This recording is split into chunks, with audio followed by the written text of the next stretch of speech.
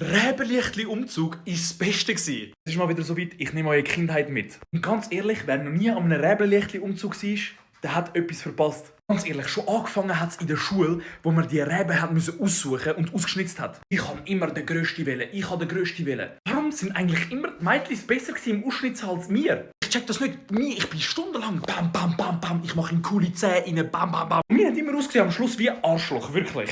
Der hat nicht mal schön ausgesehen, der hat wirklich nicht schön ausgesehen. Und nicht gefürchtig oder so. Aber trotzdem, dann am Abend mit den Eltern, der ganzen Klasse und alle anderen Kinder durchlaufen, einfach wirklich schön gewesen. Heutzutage, ich glaube, ich würde nicht mehr mitmachen, aber damals als Kind, das war wirklich geil.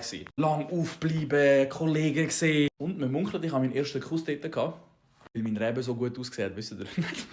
Ich weiss noch, der Song war irgendwie Räbenlichtli, wo gehst du hin? Aber man sagt ja mit dem Räbenlichtli-Umzug ja Dank an die Bauern. Diese gute Ernte für das Jahr und alles mögliche.